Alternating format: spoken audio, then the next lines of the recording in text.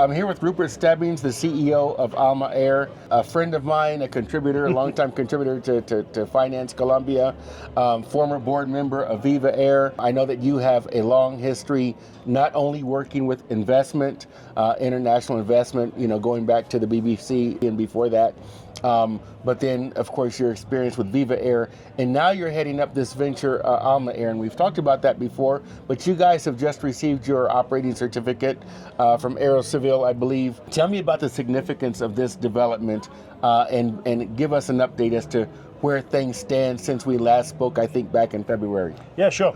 Good to be with you, man. As you know, we've been together a long time, so if you know me a long time and you know my history here.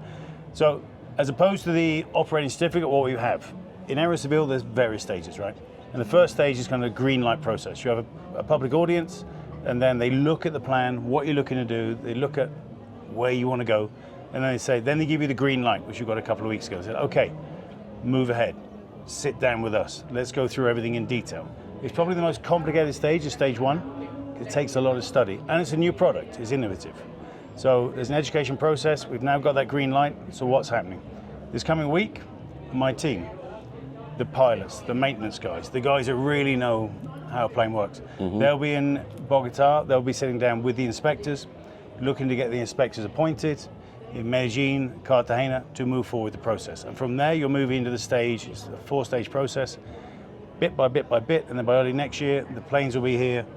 Then they have to we check the manuals and all the technical aspects that go with that to make sure it's absolutely safe and secure.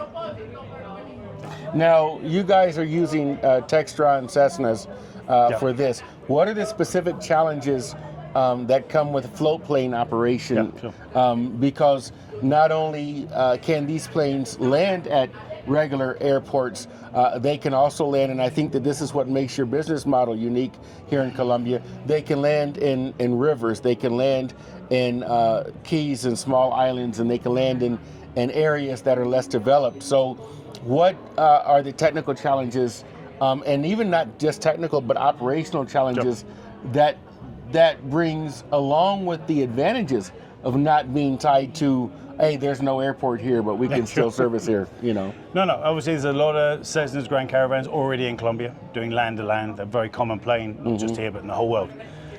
What are the challenges? Well, the challenges is a completely new product, right? It might exist in the Bahamas, Alaska, Vancouver, Australia, wherever you want to go. Whilst they were here 100 years ago, they haven't been here for a long time. So what do you have to do? Like you mentioned, they can land on the sea. They can land in the Ciénagas, the lakes, on rivers. But it has to be done safely. These airlines, these planes, as seaplanes, have got a tremendous track record in terms of security. We want to maintain that. So we have to sit down with the local authorities. There was a test flight carried out by another party down in Ajapel a few weeks ago, and it's precisely for that. Aerocivil were there, they were on the plane. What are you checking? You're checking where you're landing. Is it safe to land? Are there people in the water? Are there boats? Are there jet skis? How is the mooring? How is the pier? Is it safe? Is it big enough? Is it away from boats? So a lot of it's to do with security. We know that these planes are environmentally very clean, so we don't worry about that. But we do worry, and obviously as an innovative new product and being pioneers in this, we need to make sure we get it absolutely spot on, and that wherever we land, wherever it is in Colombia, it's done safely, securely, and everyone locally knows exactly what's going on and the benefits that come with it. What have you seen with regards to the reception? The last time that we spoke on this, it was at NATO back in February in Bogota, and that's the tourism industry convention.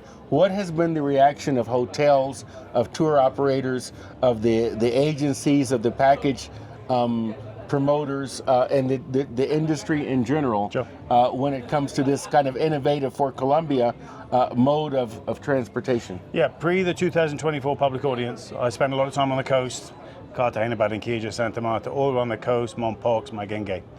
And the reception was incredible. Public sector, we sat down with mayor's office, tourism secretaries, but then we sat down with the private sector, hotels, agencies. Everyone wants in, everyone wants new product. Why? Everyone knows that Colombian tourism is booming, but now everyone's looking at different types of tourism, a better tourist, for want of a better phrase. We've seen the cruises in Alma waterways in the Magdalena. Started in April, 48 cruises a year, and now we're going to double that this month. They're getting a second boat because the top-end tourists, there's so much demand to come to Colombia. We want to be part of that. And that's why it's been well received. Now, since the public audience, what's happened is we've been called from all over the country. We've had Los Llanos, I've been down to the Amazon, Bahia Solano, can we go there? Here in Medellin, Guatapé, which isn't far from here. I've been and sat down with Guatapé, I've sat down with the mayor's office, I've sat down with the city, with the town council, and they too want to push ahead because the connectivity from Bogota to Guatapé can be an hour. It's about 4 hours now if you want to go El Dorado to Rio Negro. Or Medellin, downtown Medellin, to get there to Guatapé. There are 3.7 million tourists at Guatapé last year. It's a huge number. When you look at Mompox, which is 84,000, there's massive numbers, more and more foreigners want to go there and tourists. But right now, on a puente, a long weekend, it's 3-4 hours. Right. In a nice car, but it's 3 or 4 hours. We can get you there in 10 minutes from downtown Medellin. So the minute we went public with this, everyone's called us and the reception has been, I can just say, unanimously positive. That's impressive, especially when you think about, I mean, Guatapé, for example, from here, it's about, it would be an hour drive, but it's more like a 2-hour drive because of traffic. Yeah, sure. And this is a way to avoid that. By operating these Cessnas, you can operate out of Olaya Herrera instead of having to come out of here. I think about places that are under development, like Coveñas, for example. They're expanding to Lu. But up until now, you have not been able to get in there with a traditional 737 or A320 or something like that. The other islands and the islands that are outside of Cartagena that have been becoming more and more of a tourist draw. Tell me financially, if we talk about from the investment perspective, you know, you guys are stable, you guys have experienced investors, but I believe that there is still opportunity. Tell me about what your goals are. Obviously, you know, operationally, you need to go through the steps to become an operating functional airline.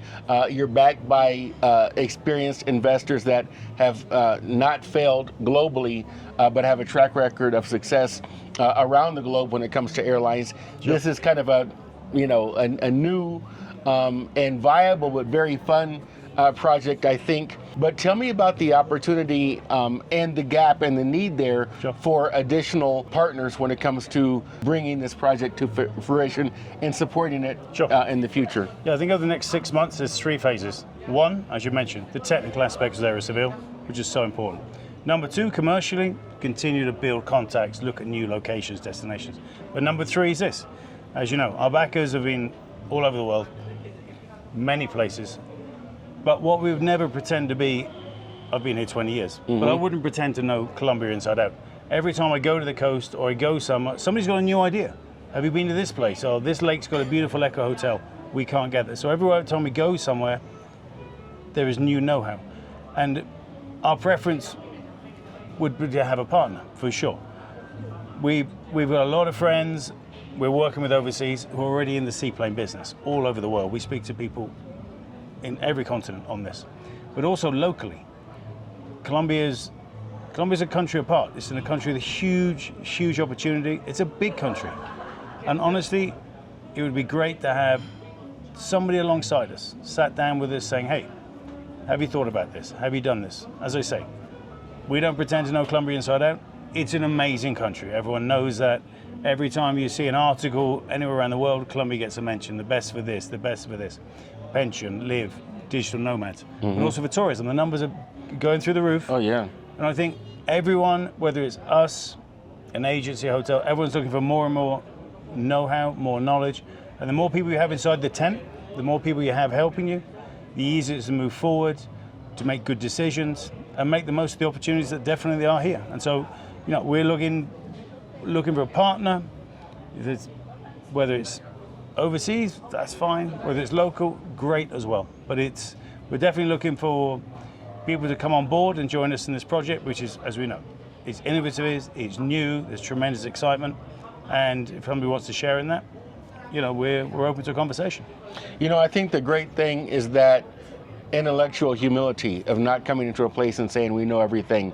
And if I think about the track record of some of the investors, they go into Mexico, they partner with a local company that made things a success. They go into places like Singapore, they go into places like the US, and they've done that. And even before with Viva, every place that they've done that has been a success because they've bought in the local intellectual capital as well as financial capital participating so that the local economy has a stake in things. It's not like, hey, we're from the outside and we're just going to do things.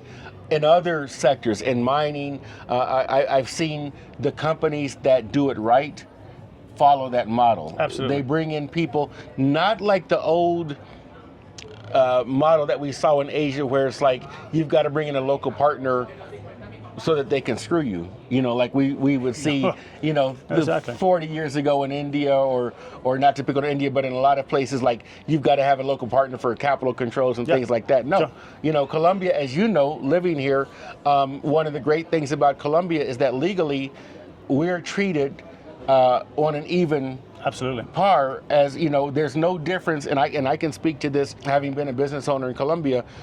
You're not treated any differently. You have no disadvantage in the local system being a foreigner, and I think that makes it, for whatever the flaws are and whatever the drawbacks are, that makes it a very safe place and an advantageous place for investment. I worked in the financial sector for decades in Asia. It was exactly that model. We'll parachute in and it's us. We'll only use the local because we need their license. So they didn't take on as much local know-how, intellect as they did.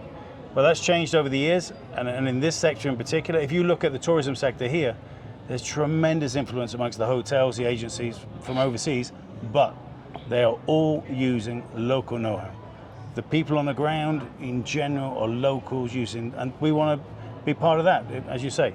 I think a person would be absolutely stupid to come into a country with a new product, a product that was here from 1919. I turn up in 1925 saying, I know all about that. No, there's people who know, there's people who've been around. This airline sector is one of the oldest in the world. So local knowledge, I think, is fundamental. And even in 1919, the industry was started by Germans who came in here and did it, and they were able to be successful. And then the airline evolved and went through iterations and became kind of the national flag carrier of Colombia. But I think that it speaks to the friendliness that Colombia has towards investment. And the thing that you mentioned is that these people are real partners. They're not agents that, I need to have a license or I need to sign off this checkbox on some kind of license form, but these are real partners who are involved in things like that. I couldn't agree more, and I think it's, I've done a lot of research and written on Colombia, but even people at the World Bank, they'll put Colombia in the top 15 countries in the world to invest for the protection of your rights when you come here, because you're looked after when you come here, because the country wants to develop, wants to move forward, and they look after you when you get here, and I think that's fundamental. Absolutely. I mean, I've been here for 11 years. I've never seen a form or any kind of government document that differentiates between, check this box, or you can't do this because you're a foreigner. And Colombia is great when it comes to that. Now, let's look at going back to operations. What has to happen before Alma Air is flying routes, scheduled routes with passengers? Now, I know that in the U.S., we had different Part 91 aviation and 132 aviation and things like that. And there's one thing that's a scheduled airline. There's another thing that's like a charter airline. And then there's general aviation. What is it set up the same way here? And whatever the case might be, what has to happen and how far away are we from booking tickets to fly on Alma Air? Fine. So we're going to work as an air taxi, charter, no scheduled flights. Which is similar to other countries. Most companies and seaplanes that work on that basis. You call me, you tell me what you want. Obviously, we'll have a menu. This is what you can do. Call me when you want to do it, who you want to do it with, etc. So that's how it'll work. 100% charter, air taxi, as it's mentioned here. What do we have to do? As I mentioned, the guys are in Bogota this coming week. They've got to sit down, and the aforementioned paperwork, which is the same for everybody. We need to fill in a lot of paperwork. We need to go through the manuals, which are done, but there's 50 plus manuals for a seaplane operation. Wow. So they need to be done, a page turning. Let's go through it, make sure, because it's new, right? And also there's regulation. We're also working with DMAR, which is the coastal authority and the internal authorities and the environmental authorities, to make sure that everyone's on board, the regulation, everyone understands the rules. If I'm going to put a plane there, what needs to be there, who needs to be aware of it, etc. So there's an awful lot to be done through Aerocivil, DMAR and the authorities. In parallel, we're speaking with the lessors overseas to sort out the planes, the arrival times. And then that will be going through the Christmas period into January, and then by end of the first quarter next year, we should be seeing planes arrive here to then go through the same paperwork. You can't just bring it here and fly it around. Right. Hey, I'm here, I'm just going to fly around. No, not at all. We'll bring it here, the plane has to be checked over, everyone needs to be on board. Then hopefully within around probably less than 6 months, you'll be able to call me up and say, hey, I want to take the family and do this and this. You know, whether it's to go to a hotel, you want to do a sightseeing trip, you want to go to a couple of lakes in a day, you let me know, and we'll get in touch and we'll sort you out. Amazing. You know, I'm looking forward to it. You know, I'm not the high roller who's going to be like, I want to go to a couple of lakes, but hopefully there will be some kind of group travel opportunities. No, but the thing and is, things like that everyone talks about, every time I do an interview with the press, it's like, how much is it going to cost? How much is it going to cost? Yeah, it's going to be really expensive. No, Colombia is full of charter planes already. It's already full of private planes. And I would say the price point of this is the same as you doing something special for your anniversary. You know, you want to do something special, let's fly somewhere and go to a spa for a couple of days in a hotel, for example. Well, we're in that price point. We're not in ridiculous price point. And the one thing you'll be able to buy from me is time. Absolutely. And that's the key. You're not going to do, if you're in Bogota and you want to go to Guatapé for a beautiful weekend in a beautiful hotel, then you don't need to spend 5 hours getting there, 5 hours getting back. I'll get you there in 1 hour. So you can buy 4 hours for you, on 3 hours on the way, 3 hours on the way back, that's 6 hours. Plus your partner, that's 12 hours. You get more time at your resort and not at a huge increment in price. And you know, the Grand Caravans have a capacity of what, like 12 or something like that? It's 8 passengers plus pilot, co-pilot. That's one thing we push very hard for. You've got to have a co-pilot and pilot. That's not global, but that's what we believe, definitely, in terms of security. Then you've got the 8 passengers. These planes will take up to 14 seats, but we've checked around the world, and the most successful seaplane companies are using the 8 plane. Why? Because if I'm going somewhere in a seaplane and I want to go somewhere real nice and spend a few days, I don't want to go there with a backpack. Comfort's a factor. Comfort and what I take with me. You know, that's a good point. My cousin, for example, runs a charter service out of Miami, and he services the Caribbean. He has a Learjet and a King Air. And I remember talking to some of his passengers one time in the Bahamas, and talking to him, and it's not that the people are rich. I mean, they're not poor, but they're not like super rich where they're going to fly to St. Bart's and on a private jet. But what happens is, one of the passengers explained to me, and they're mostly like avid fishermen, anglers. They're the people who love fishing, and they've got to carry all their rods and all that kind of stuff like that. Really comfortable. And they explain, they said, look, this is a family trip for us, and there's 6 of us. And by the time I pay for 6 airline tickets, it's actually less expensive to fly on this charter. And today, and the bags, and the extra bag, and the extra length luggage. Yeah. It's when people say it's going to cost me this, I say, no, it's actually going to cost you this. Because you were going to pay this, but I'm going to charge you on top for the convenience. So it's not an extraordinarily expensive thing to do, but that's education. That's the education process. And the fact that it's so common, if you go to Vancouver, people commute to work on a seaplane. Right. So it simply doesn't add up that it costs you thousands of dollars just to go one way. Of course it doesn't. But again, this is part of the education. I think with time, people will come to see that, right, this is something I can do with my family, and hopefully we'll fill the skies here with seaplanes, which should be great. I would imagine that there's also a market for things like air ambulance. Colombia has so many remote areas. There are cities in Colombia that you can only get to by river or by air. You know, we just published an article about the high quality of Colombian healthcare in places like Cali and Medellin and Bogota, but to get people who need, you know, urgent or unusual operations or have conditions and things like that, you guys can play a vital link, of course, in that process as well. For us, it will be a second stage, but already the authorities have manifested interest in what can be done. We looked at a study in 2021. There were thousands upon thousands of our ambulance trips in 1 year in Colombia.